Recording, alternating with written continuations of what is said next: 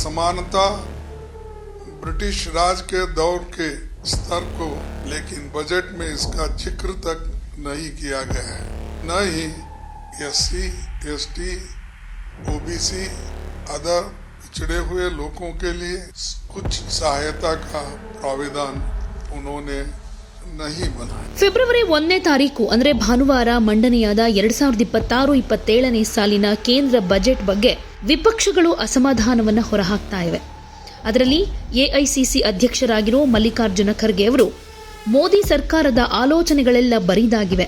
ಈ ಬಜೆಟ್ ದೇಶದ ಆರ್ಥಿಕ, ಸಾಮಾಜಿಕ ಮತ್ತು ರಾಜಕೀಯ ಸವಾಲುಗಳಿಗೆ ಯಾವುದೇ ಪರಿಹಾರವನ್ನ ಕೊಟ್ಟಿಲ್ಲ ಅಂತ ಹೇಳಿದ್ದಾರೆ. ಮೋದಿ ಸರ್ಕಾರದ ಬಳಿ ಹೊಸ ಆಲೋಚನೆಗಳೇ ಉಳ್ಕೊಂಡಿಲ್ಲ. ಈ ಬಜೆಟ್ನಲ್ಲಿ ಯಾವುದೇ ನೀತಿಬದ್ಧ ದೂರದೃಷ್ಟಿಯಾಗ್ಲಿ ಅಥವಾ ರಾಜಕೀಯ ಇಚ್ಛಾಶಕ್ತಿಯಾಗ್ಲಿ ಕಂಡು ಬರ್ತಾ ಇಲ್ಲ.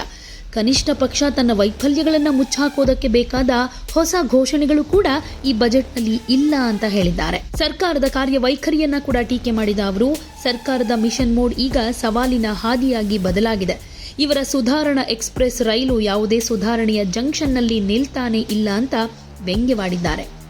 ರೈತರು ಇಂದಿಗೂ ಅರ್ಥಪೂರ್ಣ ಕಲ್ಯಾಣ ಯೋಜನೆಗಳು ಅಥವಾ ಆದಾಯ ಭದ್ರತಾ ಯೋಜನೆಗಾಗಿ ಕಾಯ್ತಾ ಇದ್ದಾರೆ. ಬ್ರಿಟಿಷ್ ಆಡಳಿತ ಕಾಲದ ಅಸಮಾನತೆಗಿಂತ ಈಗಿನ ಪರಿಸ್ಥಿತಿ ಹದಗೆಟ್ಟಿದೆ.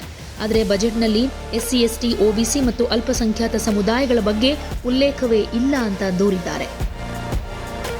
आयोग का सिफारिश का अभी और अध्ययन करना होगा, लेकिन वे गंभीर वित्तीय दबाव में चल रही राज्य सरकारों को कोई राहत देती नहीं दिख रही है।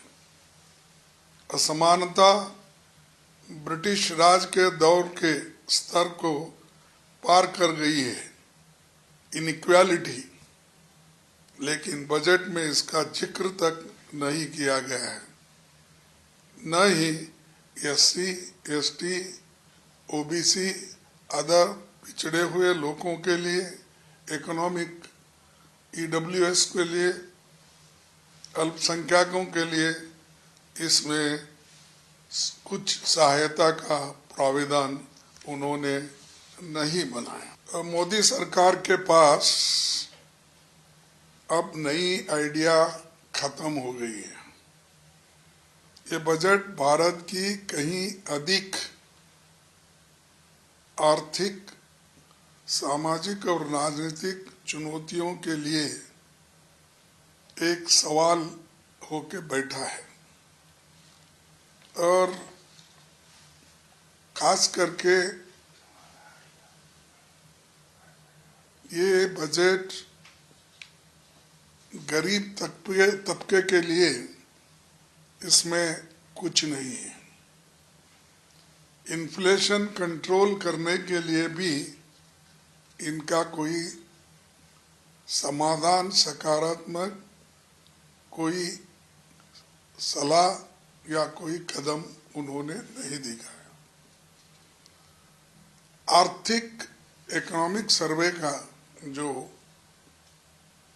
ये दिखाता है कि व्यापार में अनिश्चितता भारत के लिए एक प्रमुख चुनौती बताता है, लेकिन बजट मुश्किल से इस समस्या को स्वीकार करता है।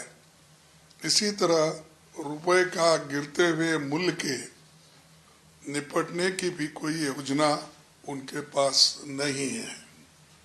भारतीय अर्थव्यवस्था का मूल संकट ठहरी हुई वेतन, कमजोर उपभोक्ता मांग और निजी निवेश में सुस्ती, लेकिन बजट में उपभोक्ता मांग के फिर से गति देने का कोई विचार नहीं दिखता।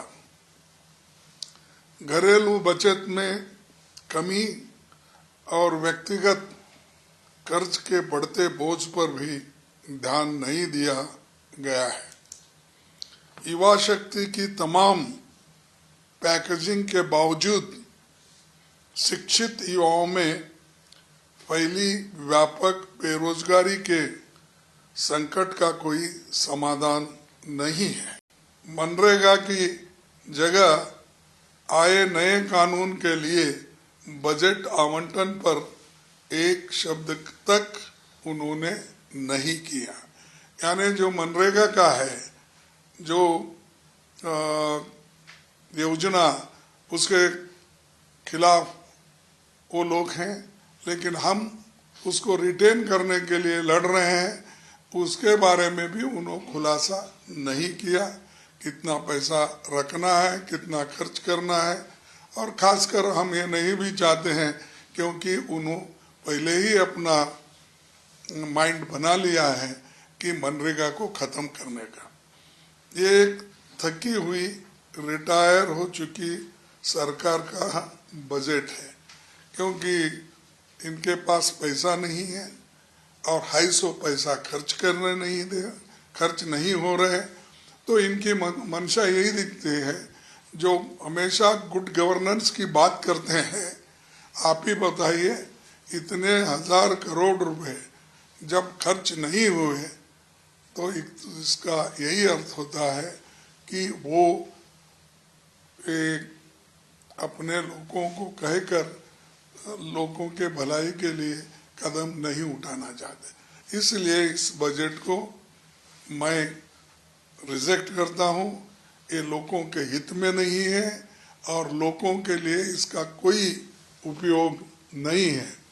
और आप तो देखें, इनका बजट आते ही सेंसेक्स कितना गिरा, हाँ, नियरली 2000 पॉइंट्स।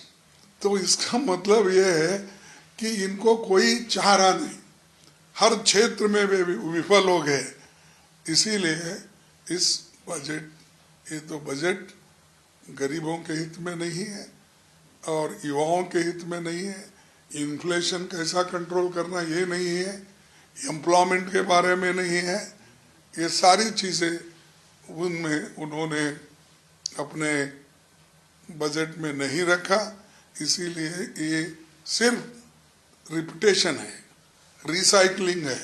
वो जो पहले बोलते आ रहे हैं वही बोलते आ रहे हैं, लेकिन और जो नया दिशा देना था वो नहीं दिए।